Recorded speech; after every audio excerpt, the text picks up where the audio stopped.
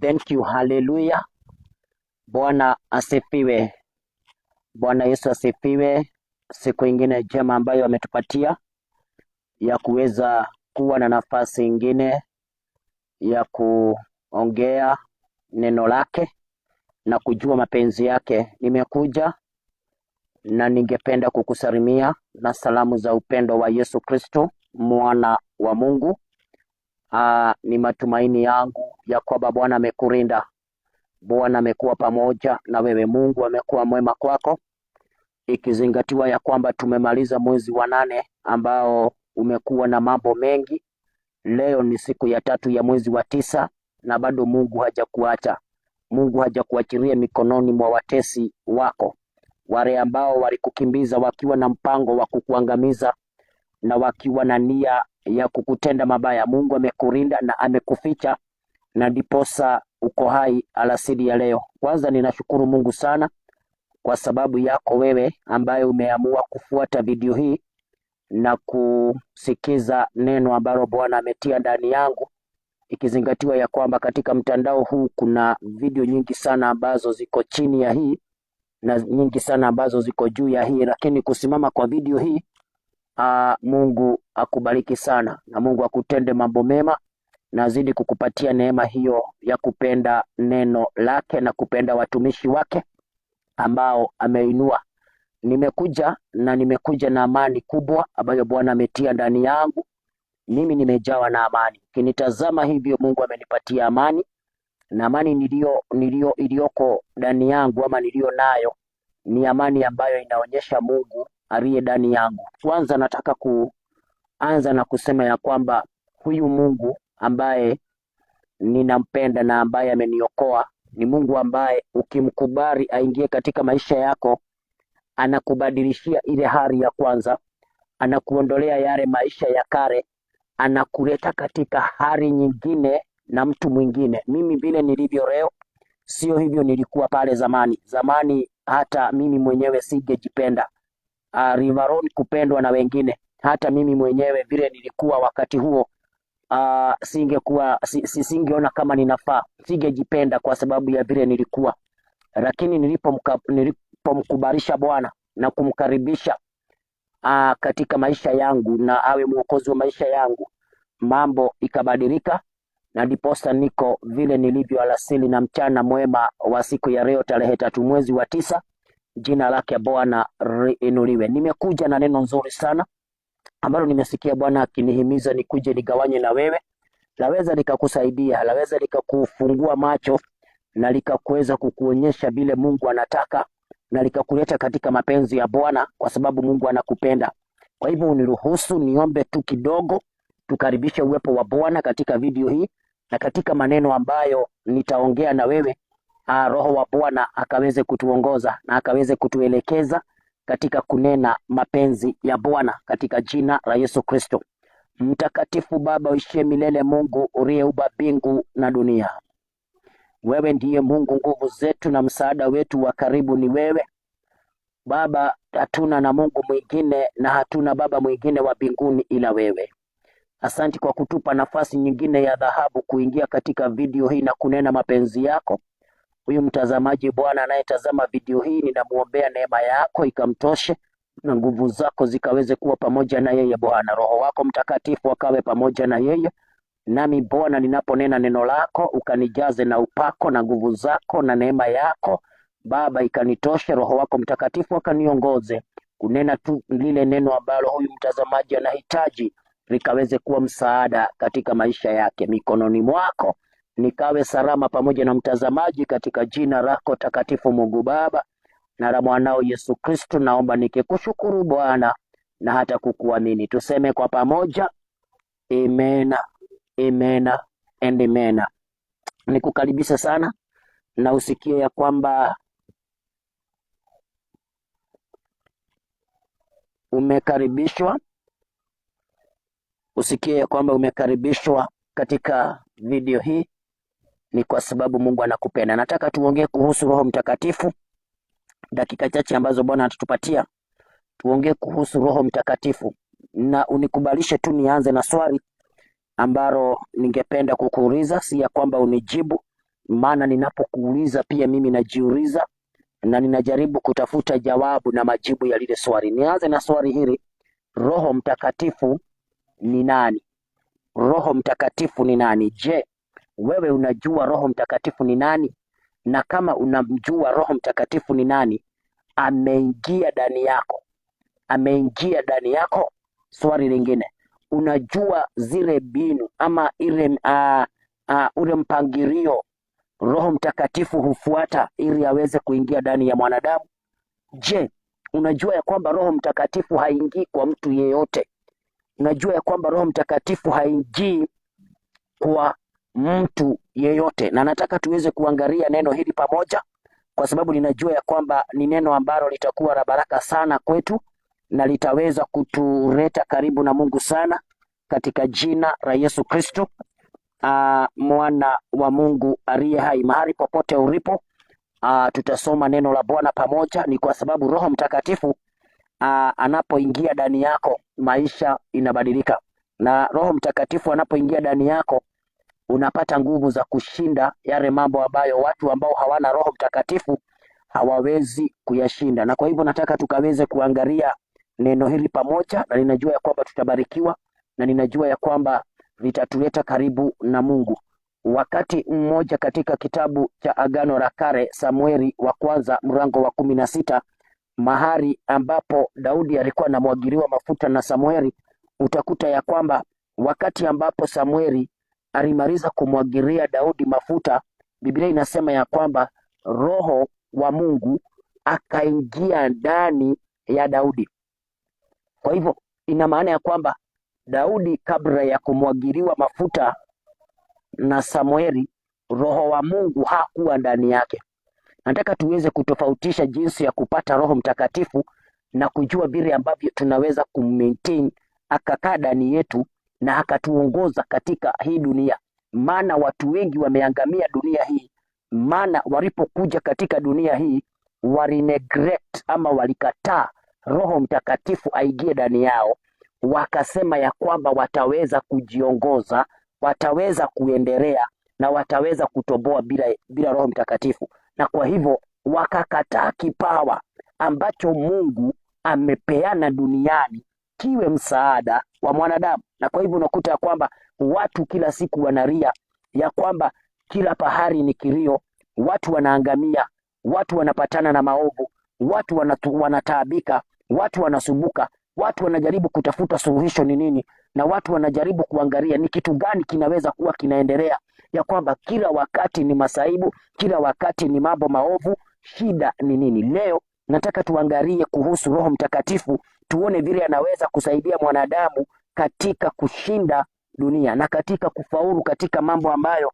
tunaishi tukifanya katika dunia hii, katika jina la Yesu Kristo. Maana tumeona ya kwamba kipawa hiki cha Roho Mtakatifu Mungu anapatia mwanadamu kwa sababu moja ama mbili. Nitakupa sababu moja kwa dakika hii, sababu hiyo nyingine tutaiona.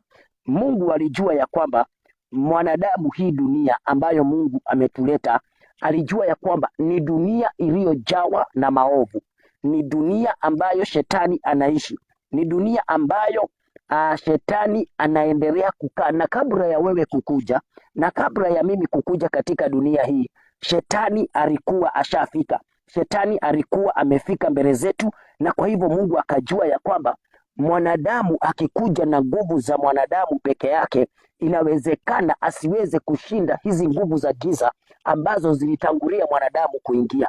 Na kwa hivyo Mungu akaona ni vyema akompani mwanadamu na Roho wake Mtakatifu, ili mwanadamu akiwa katika dunia, mahali ulipo, mahali mimi niko, niwe siko Pastor Kirofi peke yangu, lakini niwe niko na Roho Mtakatifu pamoja na mimi. Na nikuambie tu, watu wengi vile wamekataa Roho Mtakatifu, wameingia katika hatari ya kushambuliwa kwa urahisi na adui, kwa sababu kile adui anaangalia wakati ambapo anakuja kushambulia mwanadamu. Na ninaposema adui, ninamaanisha shetani, ninamaanisha warogi, namaanisha washirikina, na ninamaanisha wachawi, hao watu ambao wanatumia nguvu za giza. Wakati ambapo wanakuja kushambulia mwanadamu, huwa wanaangalia yule mwanadamu wanayekuja kumshambulia amejihami namna gani, na kwa hivyo wanapokuangalia kwa anga wanakuta ya kwamba hauna Roho Mtakatifu ndani yako,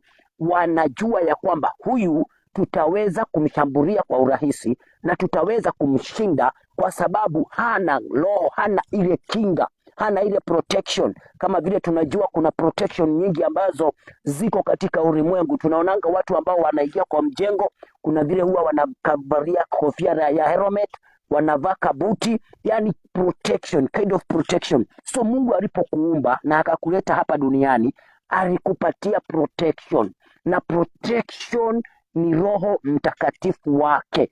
Na kwa hivyo wakati ambapo unaishi katika dunia hii na unaingia katika maisha ambayo hayana Roho Mtakatifu, shetani yako pale anajua ya kwamba huyu dari na roho na akioria na roho, huyu dari na gai na akioria na gai. Kwa hivyo akikuja kushambulia anajua ya kwamba wale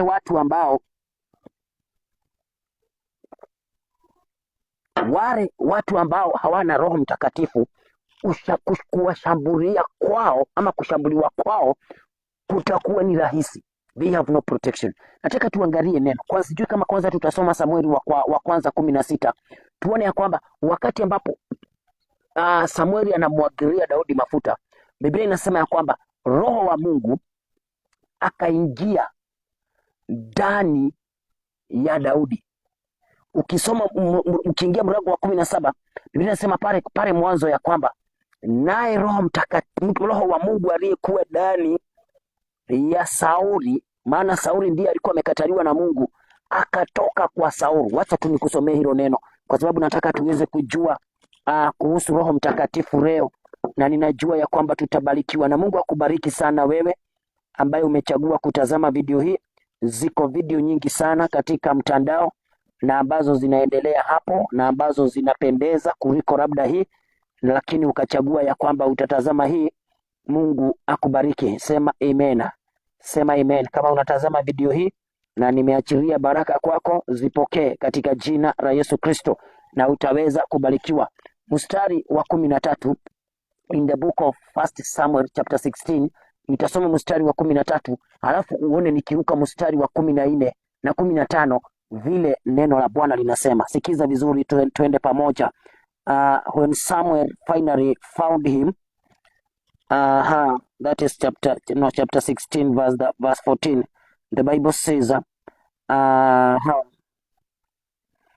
verse 14 imejificha kidogo hapa, lakini nitaipata. Wacha nishikanisha na 13. So as David stood there among his brothers, Samuel took the flask of the olive oil he had brought and anointed David with the oil, and the spirit of the Lord came powerfully upon David from that day. Then Samuel returned to Ramah.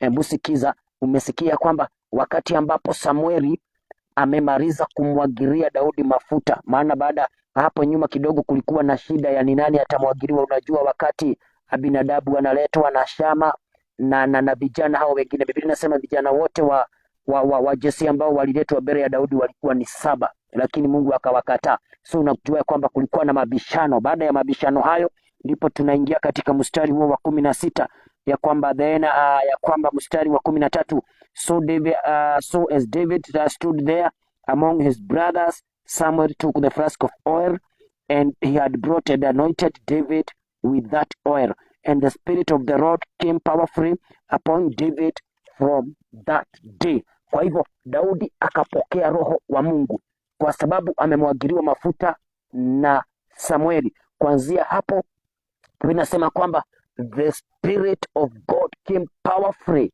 in him, na kwa hivyo akaanza kuongozwa na Roho. Sikiza mahali ambapo nataka kukusomea, mahali ambapo pako na hofu sana, a very sad verse ambayo nataka nisome, mstari wa 15. Biblia inasema ya kwamba some of Saul's servants said to him, mstari wa 14 kumradhi, now the spirit of the Lord had left Saul and the Lord sent a tormenting spirit that filled him with depression and fear. Napendezwa na hii Biblia. Biblia hii inanipendeza maana ni the New Reading Translation, inaitwa the New Reading Translation. Inasema ya kwamba that a tormenting spirit that filled him with depression and fear. So wakati huo ambapo Daudi anamwagiliwa mafuta, Biblia inasema ya kwamba roho wa Mungu alikuwa amehama kwa Saulu. Saulu ndiye alikuwa mfalme wa Israeli na ndiye alikuwa anaongoza mpaka wakati Daudi anamwagiliwa mafuta, lakini unakuta ya kwamba wakati huu kuna interchange. Kwa hivyo Roho Mtakatifu anamwacha Saulu, anakuja anaingia kwa Daudi. Kwa nini Roho Mtakatifu anaacha Saulu? Underline this, maana itakusaidia sana. Roho Mtakatifu anaacha Saulu kwa sababu Saulu alikiuka sheria za Bwana na akaenda kinyume na mapenzi ya Bwana. Wakati aliambiwa akaue Wameleki, akaenda akabakisha wale kondoo wanono na akabakisha mfarume wao ambaye alikuwa anaitwa Agagi, akarudi na wao Israeli. Mungu akakasirika. So wakati amemkasirisha Mungu, Mungu akatoa roho wake kwake, akabaki na this tormenting spirit. Mungu mahala pa yule roho wa Bwana alikuwa ndani ya Saulu, kukaingia roho ingine ambayo bado ilitoka kwa Mungu, ambaye Biblia inasema kwamba ilimjaza na depression. I like this version. Na hii version sidhani hiyo ingine inasema mambo ya depression. Hebu sikiza hii ingine ambayo inaitwa The Holy Bible. Inasema hivi, mstari huo wa ngapi? Wa 14. The Lord's spirit left Saul, and an evil spirit sent by the Lord tormented him. So hiyo haiongei ya kwamba alijawa na depression, lakini inaongeza ya kwamba he was filled with depression and fear. Na hapo ndipo huwa tunaona ya kwamba Saulu akaanza kukaa kama mtu ambaye amepagawa, kama mtu ambaye amerukwa na kichwa. Na kwa sababu hiyo ama sababu ambayo inafanya akae hivyo ni kwa sababu the Spirit of God was not with him anymore. Hallelujah. The Spirit of God was not with him anymore. So a tormenting spirit took the space or the place of the Spirit of God. Angalia, wakati ambapo umekosa kutenda mapenzi ya Bwana, wakati ambapo umeenda kinyume na Mungu, Mungu huwa anaondoa roho wake kwako.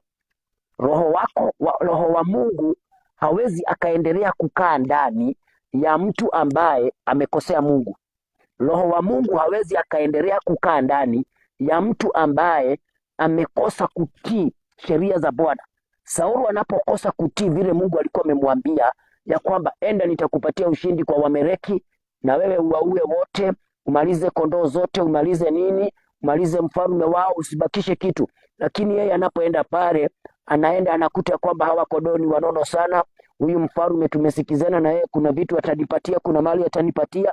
Kwa hivyo akamshika, akamuokoa, na wale kondoo akawaokoa, akarudi na wao Israeli. Kwanza akaongeza makosa ingine wakati ambapo anakuja kuulizwa na Samueli, kwa nini umeleta hawa kondoo ambao ulikuwa umeambiwa umalize na Mungu?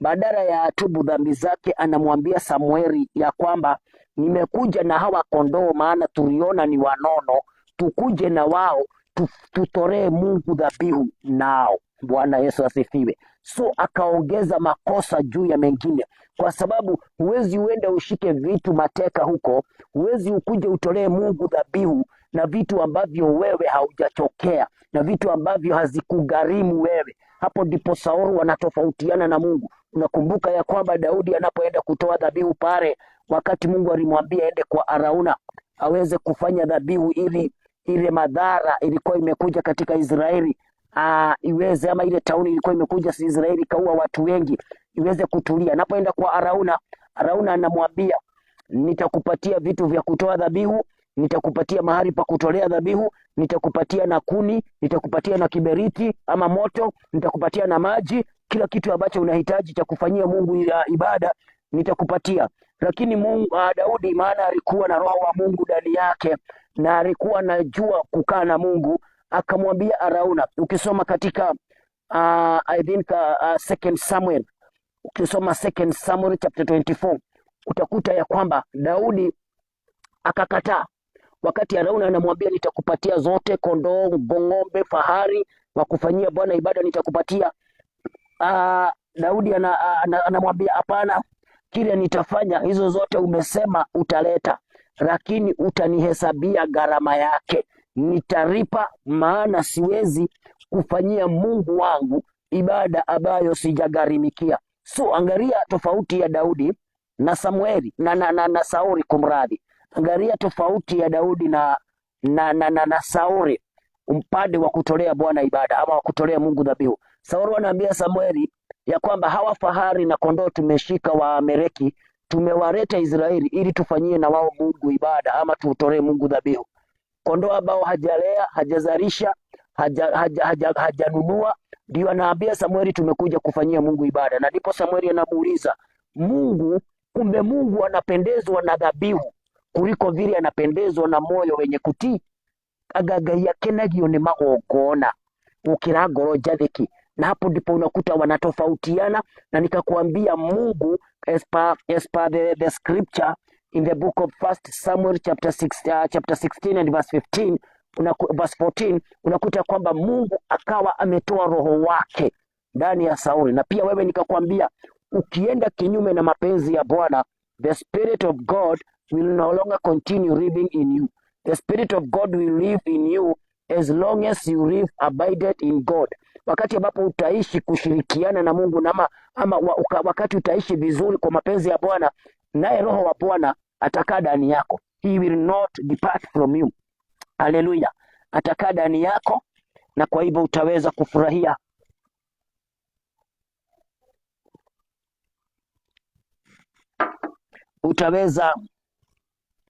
Utaweza kufurahia. Kwa hivyo Mungu aweze kutusaidia.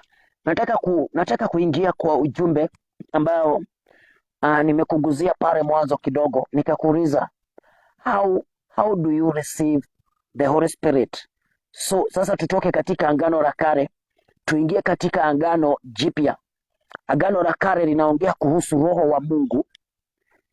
wa Mungu, lakini Agano Jipya linaongea kuhusu the Holy Spirit. Bwana Yesu asifiwe.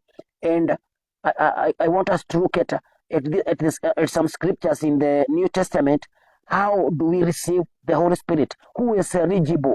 Maana nilianza na kukwambia kwamba sio watu wote ambao wanaweza kupokea roho wa Mungu. Ni nani ambaye anaweza kupokea roho wa Mungu? Ni nani anafaa kupokea roho wa Mungu? Na nikakwambia kuna watu ambao tuko na wao katika dunia na wanatembea si kwa Roho Mtakatifu, lakini kwa nguvu zao. Na nikakwambia kuna consequences za kutembea bila Roho Mtakatifu. Hii dunia ambayo tunaishi, nikakuelezea, shetani alikuja mbele zetu. Kwa hivyo anajua kona zote. Wewe haujui, labda unajua maimayo tu kama mimi, haujui anything else. So shetani anajua everything, anajua nini ilikuwa hapa niko miaka 20 iliyopita, miaka 100, mimi hatujui. So ni kitu gani kitatusaidia? Na ndipo Biblia inasema katika kitabu cha the letter of John, the epistle of John, 1 John chapter 5 and verse 5. Biblia huwa inaanza na kuuliza swali, inauliza ya kwamba who can defeat the world? Ni nani anaweza kushinda dunia? Maana John akiangalia hivyo alikuwa anaona kushinda dunia hii, it is not easy. Kushinda dunia si rahisi. Na ndipo anauliza pale, who can defeat the world? Katika hilo neno 1 John 5:5. Alafu Biblia inajibu pale, inasema ya kwamba the person that can defeat the world is the only person that believes that Jesus Christ is the Son of God. Huyo mtu ambaye anaweza kushinda dunia ni yule mtu ambaye anamwamini Yesu Kristo kama mwana wa Mungu. Na mimi nataka tuangalie kuhusu Roho Mtakatifu. Ni nani anaweza kupata Roho Mtakatifu? Who can receive the gift of the Holy Spirit? Who can receive the Holy Spirit of God? Hallelujah. Na kwa hivyo nataka kwanza tuangalie neno katika kitabu cha Matendo ya Mitume mlango wake wa kwanza.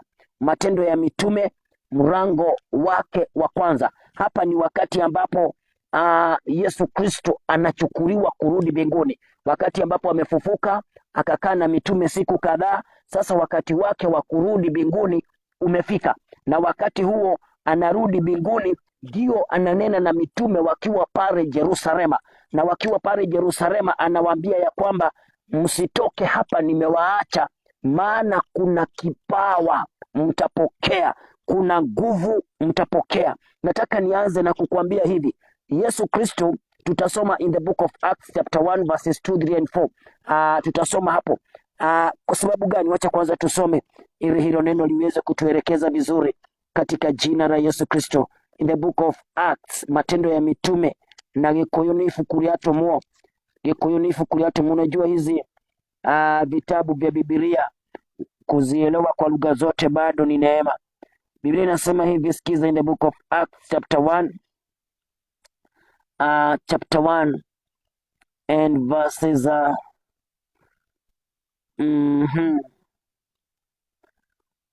verses 2 down there. Until the day he was taken up to heaven, after giving his chosen apostles further instructions through the Holy Spirit.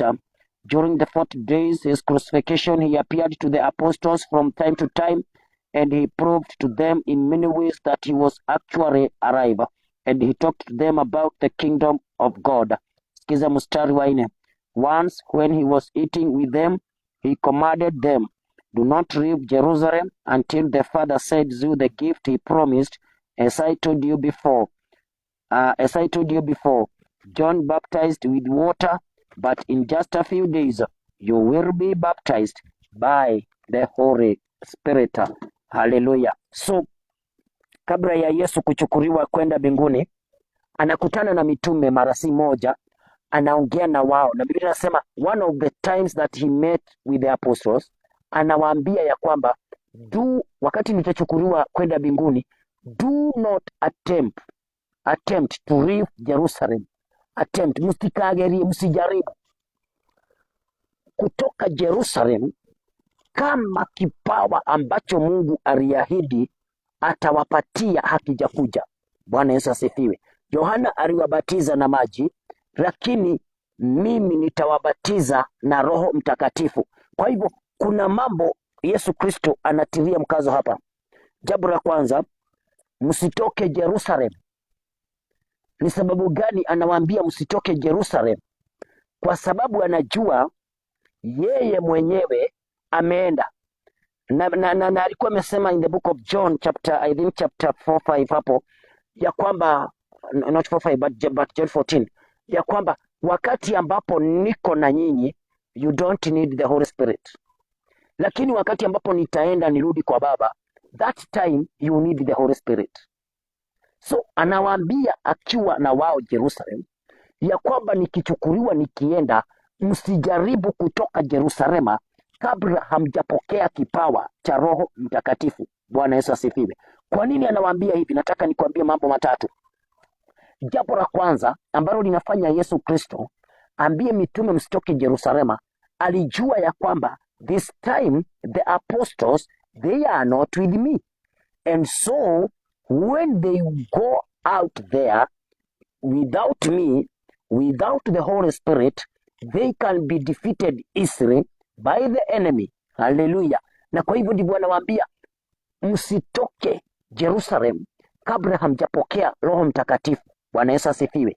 Kwa sababu dunia hii ambayo tunaishi, adui ambaye ni shetani anajua, na nikakwambia pale mbeleni, anajua the weakness of a man. Na nikisema man ni both man and woman. Anajua the weakness of man.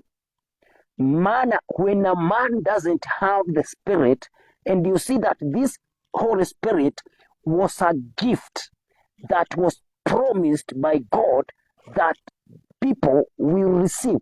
So kama ni zawadi ambayo Mungu alikuwa ameahidi kupea mwanadamu, halafu mwanadamu amekosa kupokea ile zawadi na amekosa kuwa na ile zawadi ya Roho Mtakatifu katika maisha yake, kitu gani kinaangalia yule mwanadamu?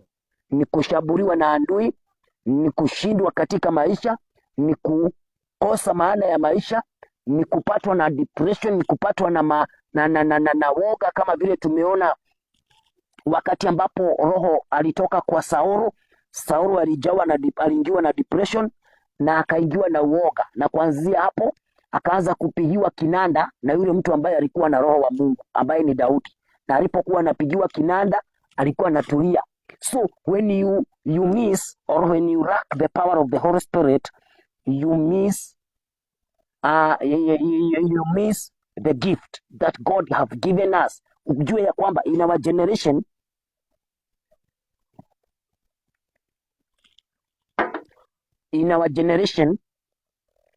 we don't have Jesus Christ with us today.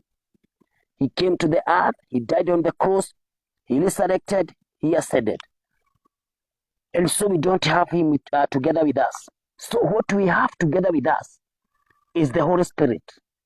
And I want to make it clear that not everyone receives the Holy Spirit. There is conditions of receiving the Holy Spirit. Kuna masharti ya kupokea Roho Mtakatifu.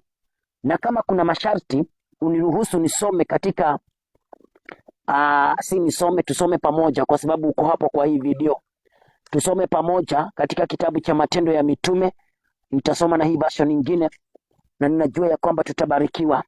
Amen. Thank you, may God bless you. Hallelujah. Ubarikiwe sana. God bless you in the mighty name of Jesus. Hallelujah. So Matendo ya Mitume mlango wake wa pili mstari wa 38 pamoja na 39, na kama nitaweza nitafika na hata mstari wa 40. Sikiza vile neno la Bwana. Sikiza vile neno la Bwana linasema. Peter said to them, this is Apostle Peter. Peter said to them, each one of you must turn away from his sins and be baptized in the name of Jesus Christ, so that your sins will be forgiven and you will receive God's gift, the Holy Spirit. For God's promise was made to you and your children and to all who are far away, all whom the Lord our God calls to himself. Verse 40, the Bible says, Peter made his appeal to them, and with many other words he urged them, saying, save yourselves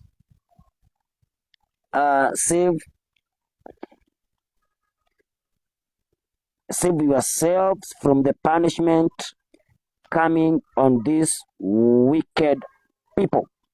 Hallelujah. So neno la Bwana tukitazama na uangalie, ni wakati tu ambapo mitume wameingia katika huduma kubwa ya kuhubiri Injili na kubatiza watu.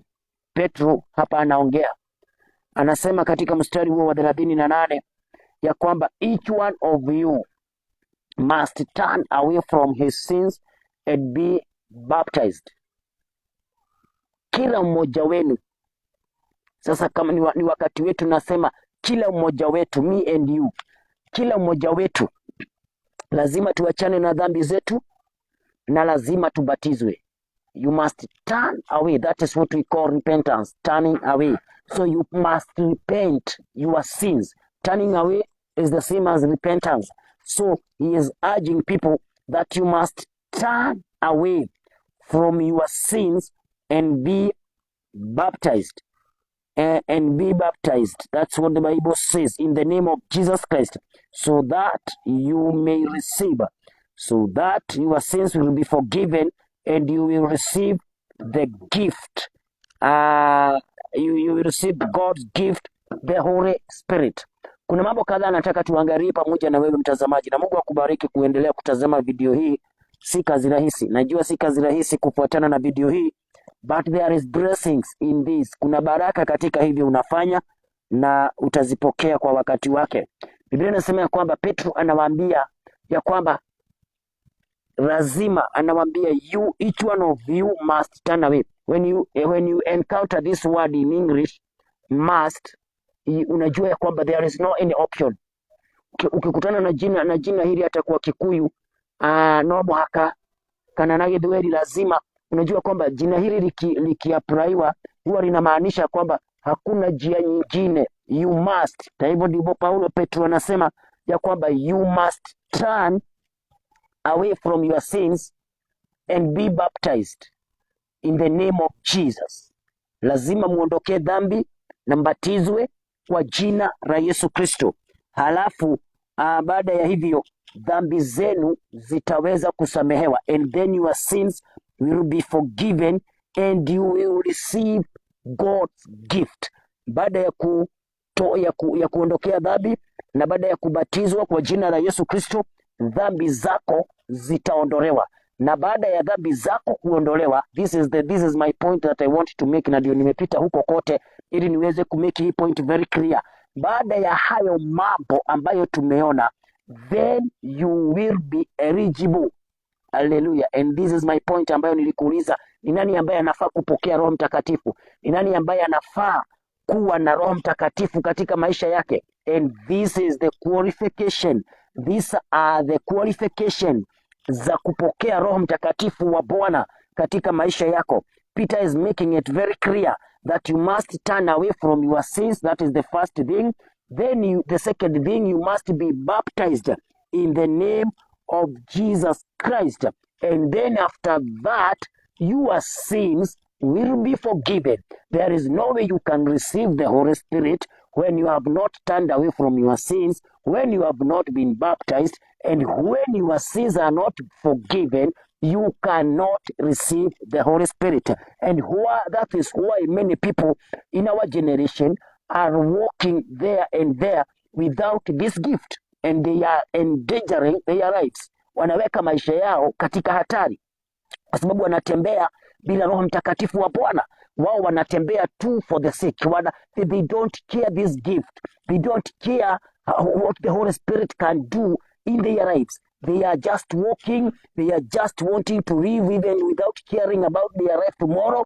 But what I want to urge to you this great day is that if you want to defeat this world, kama unataka kushinda dunia hii, basi lazima ukubali kuachana na dhambi, turning away. That is what we call repentance. Turning away, then you be baptized. Hallelujah. You been na kwa ubatizo hapa sijui kama nitaongelelea kidogo.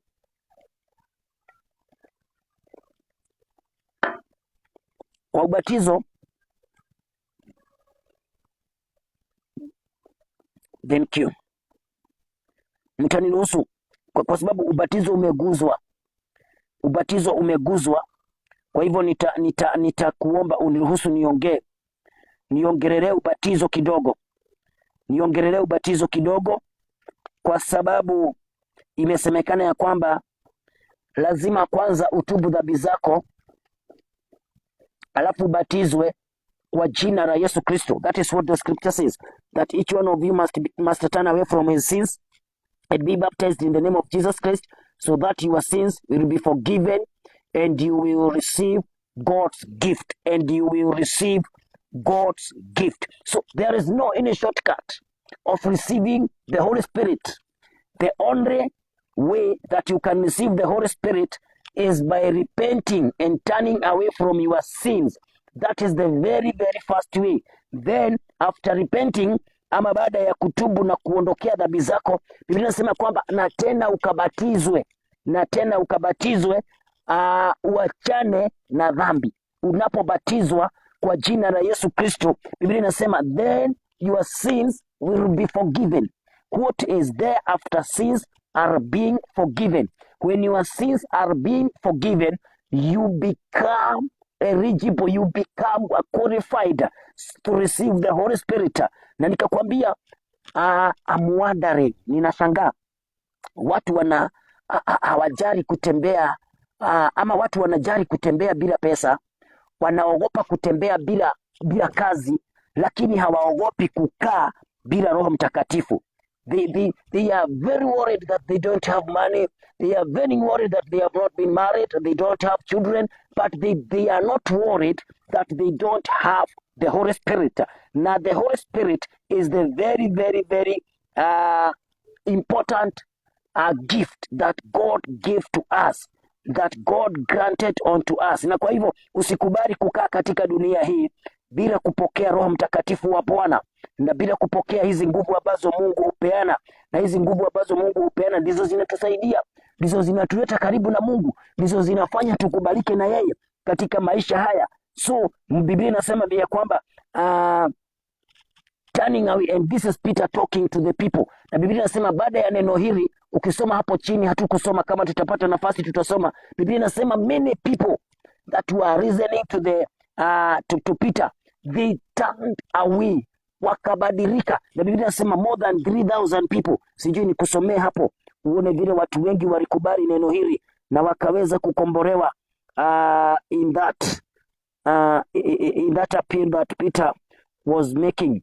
Peter made his appeal to urge and with many words yourselves. Many of them, verse 41, many of them believed his message and were baptized, and about 3,000 people were added to the group that day. They spent their time in learning from the apostles, taking part in the fellowship and sharing in the fellowship meals and in prayers.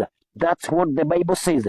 Baada ya kupokea kipawa cha Roho Mtakatifu, wakaweza ama kupokea lile neno la Petro, wakaweza kukubali na wakaweza kuamini na wakaweza kubadilika. Nataka kuongea na wewe kwa sababu these qualifications watu wengi hawana, na wanasema ndogoragio nĩ roho, roho thĩinĩ wakwa, thiaga na roho, nginya rwĩmbo rũrĩa tũinaga, njikaraga njũthĩrĩrie thũmbĩ yakwa njerũ ĩna riri mũingĩ, torĩa tũmwo mamĩcũthĩrĩirie makiuma thĩ na ũtani mũingĩ, ndĩthiaga ndĩ thĩinĩ wa roho, ngakenaga ndĩ thĩinĩ wa roho, ngakenaga ndĩ thĩinĩ wa roho, tondũ nĩwe mũtongoria wa ma. Do you have this Holy Spirit? Have you received him? Umempokea Roho Mtakatifu? Na Biblia inasema kwamba ni kipawa tuliachiwa na Yesu Kristo. Wakati ambapo Yesu Kristo alikuwa duniani, Roho Mtakatifu hangekuja kwa sababu tulikuwa na Yesu. Sasa Yesu anapopaa anaambia mitume, don't try to live there without the Holy Spirit, because the enemy is waiting you there. Adui anakungojea aweze kukushambulia. When you walk without this important gift, you are risking your life. Afadhali utembee bila pesa, afadhali ukae bila bibi, afadhali ukae bila watoto, lakini usikae bila hiki kipawa ambacho tuliachiwa na Yesu Kristo. A very, very important gift that we were given by Jesus. Kubatizwa maana kumeguzwa, nimesema nitakuongelelea kidogo. Baptism is very, very important. When you look at this man Nicodemus that went to Jesus, Nicodemus ambaye alimwendea Yesu Kristo. Siku moja alikuwa ni mkubwa wa Wayahudi, akamwendea Yesu akitaka kujua nawezaje kuingia katika ufalme wa Mungu. You know about that man in the book of John. Na tunajua ya kwamba alimwendea Yesu Kristo usiku akitaka kujua habari za ufalme wa Mungu in the book of John chapter 3. Na hapo ndipo Yesu Kristo anamwambia ya kwamba you must be baptized. You must be baptized. Na nikakwambia neno hili must, ukisikia likitajwa ni neno ambalo unafaa kulitilia maanani sana. Jesus answered, that is verse 3, John chapter 3. Jesus answered, I'm telling you the truth, no one can see the kingdom of God unless he is born again. Unless he is born again. Bwana Yesu asifiwe. So unaona ya kwamba anamwambia ya kwamba lazima uzaliwe mara ya pili, lazima ubatizwe, Na hapo ndipo umekuta mahali tunasoma Petro akinena na wapendwa katika wakati ule, anawaambia ya kwamba lazima utubu dhambi. If you want to receive the Holy Spirit, you must be baptized, and then your sins must be forgiven. Those 3 qualifications you must have them. Lazima uwe nazo, ya kwamba umeondokea dhambi, umebatizwa kwa jina la Yesu Kristo na dhambi zako zimesamehewa. Kwa hivyo usione kana kwamba vile tuliachiwa Roho Mtakatifu anyone can receive him. No, it is the only qualified people that can receive the power or the gift of the Holy Spirit. Remember, it is a gift. What can you do with a person that you have brought him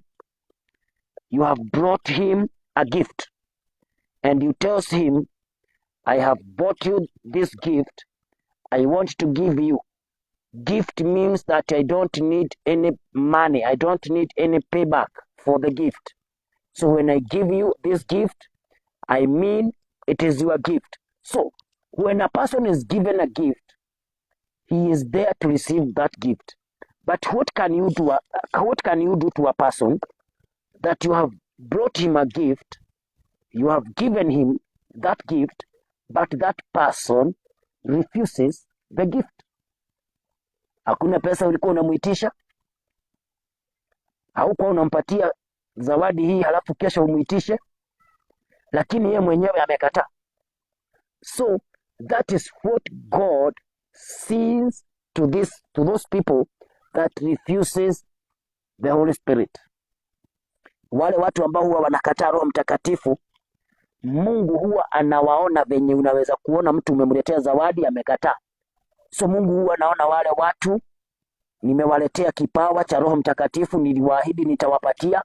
Na ujue kwamba kuna watu walitamani sana kukaa in this generation of AD, ambao walikaa BC, before Christ. Walikuwa wanatamani kukaa AD wakati ambapo Kristo amezaliwa. Sasa sisi tuko wakati ambapo kipawa kimepeanwa. What can you do to a person that refuses your gift? Nothing. You can just look at him going to perish. Utamwangalia tu aende akaangamie, maana unajua mimi huyu nilimletea suluhisho, alikataa.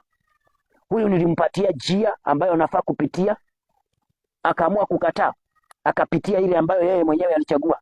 And that is the danger that is facing our generation. And this is the danger that is facing us today, or as a community, as a nation. This is the danger that is facing us. Walking, living without receiving the gift that God have given unto us. Kama ningekuja hapa na pesa na hesabu hivi, nasema andika hapo comment, nikupatie ngapi. Saizi kama hiyo video haina comment, ingekuwa imejaa comment hapo, niko na shida, ni 2,000, nini. But this great gift that God have given to us without any payment, many people are refusing it, and they are choosing to walk with their own strength. And I want to assure you that your own strength cannot take you far. Nguvu zako unaweza kuhisi uko nazo vizuri, maana ulikula tumatubu, but I want to assure you that they can't take you far. You can go, but you can't go far like the person that has received the gift of the Holy Spirit that God gives to people. Na ujue ya kwamba Roho Mtakatifu hakupewa watu hawa wengine wakanyimwa. Hapana, Roho Mtakatifu alipewa watu wote. Ni zawadi ambayo kila mtu anafaa kuipokea. Ni zawadi ambayo ni yetu, ni ya kila mmoja. So unapokaa katika dunia hii, unapokaa katika ulimwengu huu, kubali kupokea kipawa cha Roho Mtakatifu. Na tukaona ya kwamba kuna hizo qualification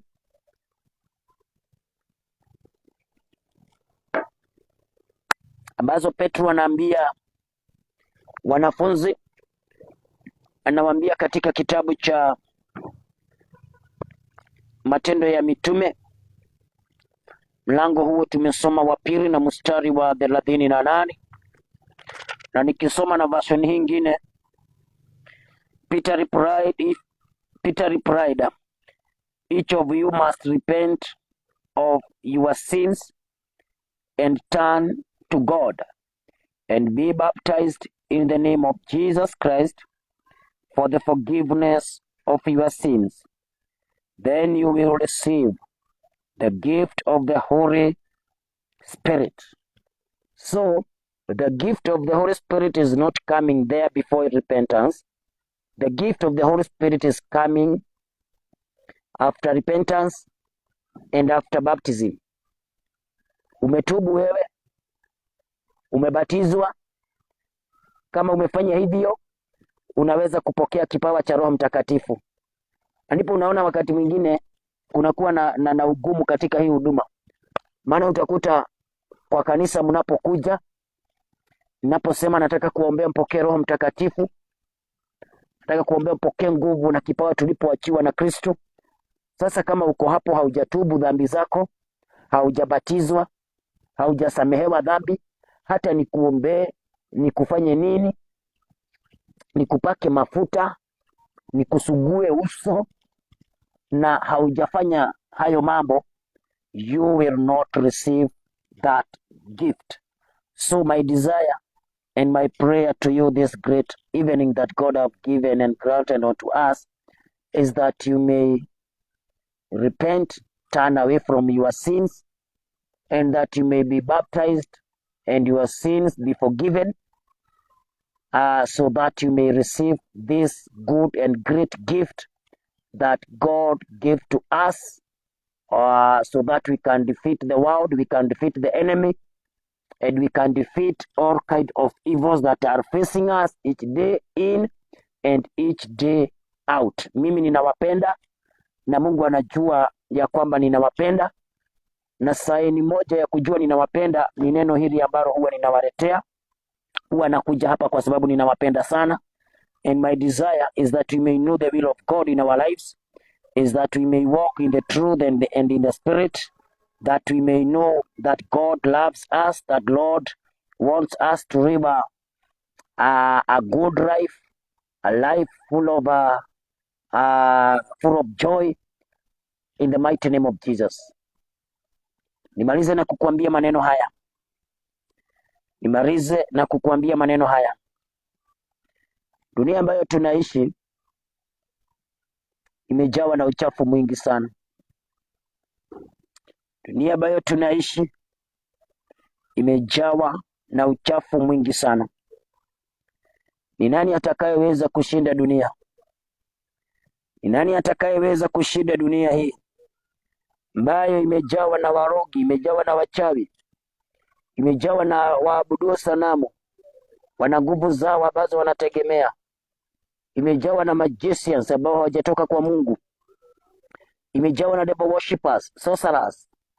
Hata saa hizi haujui umekutana na wangapi huko barabara, haujui ni nani mnaishi na wao kwa ploti. You never know who can defeat the world.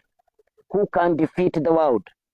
The only person that can defeat the world is that person who believes that Jesus Christ is the Son of God, who can receive the gift of the Holy Spirit. Nani anaweza kupokea kipawa cha Roho Mtakatifu? Ni yule mtu peke yake atakaye kubali kutubu dhambi zake, turning away, repentance, kutubu. Atakaye kubali kutubu dhambi zake, akubali kubatizwa kwa jina la Yesu Kristo, na dhambi zake asamehewe, aweze kusamehewa dhambi zake, huyo mtu ataweza kupokea kipawa cha Roho Mtakatifu. Roho Mtakatifu akiwa ndani yako. Wakati huo mwingine, Mungu akinisaidia, tutaangalia vile Roho Mtakatifu husaidia mtu. Hata kama leo tumeguzia kidogo ya kwamba atakusaidia kushinda ulimwengu, kuna mambo mengine mengi sana ambayo Roho Mtakatifu husaidia mwanadamu. Kwa hivyo nikipata nafasi nyingine ya kuja kufanya video kama hii, nitaomba tu Mungu anikumbushe tuweze kuongea ama kuangalia zile benefits of having the Holy Spirit, na vile ambavyo huwa anasaidia mwanadamu katika maisha haya. Kwa hivyo Mungu akusaidie sana. Usikubali kukaa maisha haya bila Roho Mtakatifu. Tumezungukwa na mambo mengi, tumezungukwa na maovu, na yule mtu ambaye tu atashinda mambo hayo yote ni yule mtu ambaye atamwamini Yesu Kristo na achane na dhambi zake. huyo ataweza kupokea kipawa cha Roho Mtakatifu. Wacha niweze kuomba pamoja na wewe, tumalizie hapo kwa siku ya leo. Nikuachie Mungu akikuongoza, akikutenda mema, akikubariki na akikuonekania na kukuelekeza katika njia ambazo inafaa ama jambo ambazo zinafaa katika jina la Yesu Kristo. Mtakatifu Baba uishie milele, Mungu uliyeumba mbingu na dunia, asante kwa kutupa nafasi ya dhahabu kufanya video hii na kuongea kuhusu neno lako, sana sana kuhusu kipawa ambacho uliachia mwanadamu Yesu Kristo alipopaa mbinguni. Asante kwa sababu umetuambia ya kwamba tunahitaji Roho Mtakatifu ili tuweze kushinda mambo yote ambayo yanatuzunguka na tuweze kufaulu katika kushinda ulimwengu na adui. Baba, neno hili ambalo nimenena kwa video hii, naomba ukalitie upako wako, ukalitie nguvu zako, wote ambao watalisikia Bwana wakaweze kulipokea na likaweze kuwa msaada kwao na likawalete karibu na wewe, wakakujue na wakakukaribia zaidi Bwana. Na mikononi mwako Bwana ninakabidhi wapendwa hawa wote ambao wametazama video hii na wengine watatazama baadaye.